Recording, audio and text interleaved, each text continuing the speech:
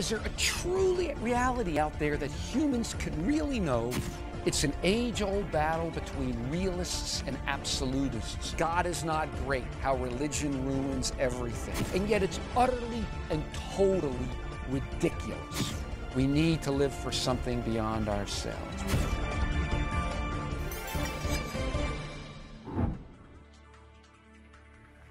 Imagine a pool of water. Imagine you drop a rock in the pool and it makes waves. And suppose along the edge of the pool you had a little hole. The water would go through the hole and make little waves outside the hole. Okay, no big deal. Well, suppose with that same hole, right next to it you made another hole, and you dropped a pebble in the water and it would make waves. The water would go through both holes, one hole and then another hole, and the waves on the other side would meet, and they would cause what would be a wave interference pattern, like just a bunch of up and down things, you know, troughs and high things. That's just a simple wave interference pattern. Well, the same thing happens with light. Imagine you have a little hole and you shoot a beam of light through the hole. The hole, when the light goes through the hole, it'll make waves. Now, if you put another hole right next to that first hole and shoot a beam of light through it, the light will go through it and make waves, and the lights from the two holes will meet and they'll cause a wave interference pattern. Common, very basic, simple physics. Now, you can do the same thing. Let's think of these holes.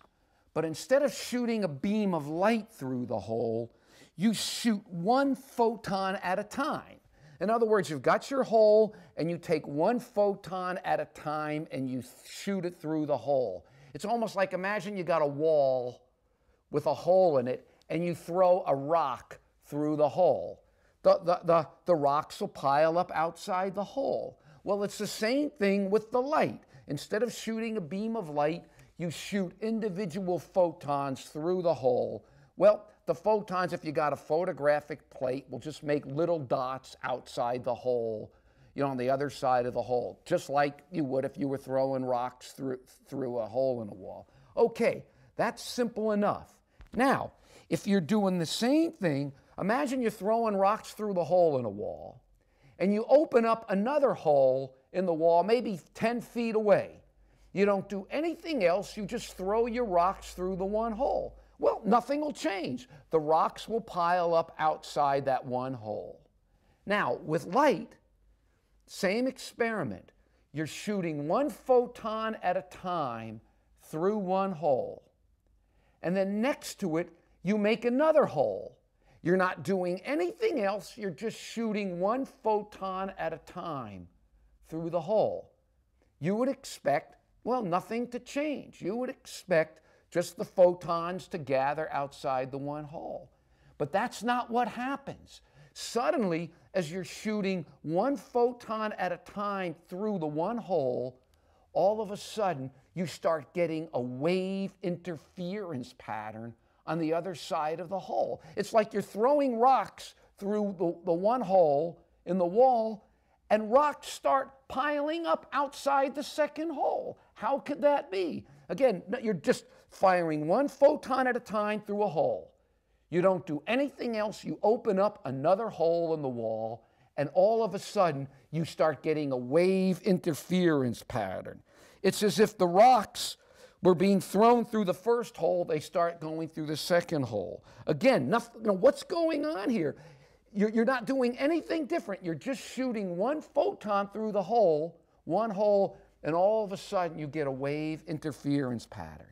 This is called the double slit experiment, and it's got, scientists have been baffled for 100 years now. First, how does the photon know? You're shooting it through the one hole. How does it know that the second hole is there? Secondly, how does it know to split, if that's what it does, and go through the second hole? And then how does it know to form a wave interference pattern on the other side? Again, remember, you just got one hole, you're shooting a photon through it. You're not doing anything different, just one photon through the hole. Then you open up another hole here. one photon through, and all of a sudden you get the wave interference pattern, the wave interference pattern. It's as if the photons know that the other hole is there, they know to go through the hole, and they know to put themselves in a wave interference pattern. This is what's known as the double slit experiment, and it has baffled scientists for over 100 years. They cannot understand what is going on. It's like, how do the photons know that that second wall, that second hole is there? That's one aspect of quantum theory that has got people completely baffled. There's another aspect of it. If you have two photons are created through some physical action, and the photons split, they have spins. They have spins that can be measured. And if you simply, by measuring, by even just looking at the spin of the one subatomic particle, will, at a speed faster than light, cause the spin of the other subatomic particle to reverse direction. It's like, imagine you got a cue ball in London and a cue ball in Sydney, and they're spinning. And all you do is by looking at, just looking, I'm not exaggerating, just looking, measuring the spin of the cue ball in London will cause the spin of the cue ball in Sydney to reverse itself. And it will start to reverse itself at a speed faster than light. You're not misinterpreting what I'm saying. Just by measuring one causes the other to change at a speed faster than light. This is why Einstein, to his dying day, had a hard time accepting this. He called it spooky action at a distance. How is it by looking at this one system, you'll cause the other system to react? In the same way, how by opening the second hole, remember, you're just shooting photons through one hole. You're not doing anything different.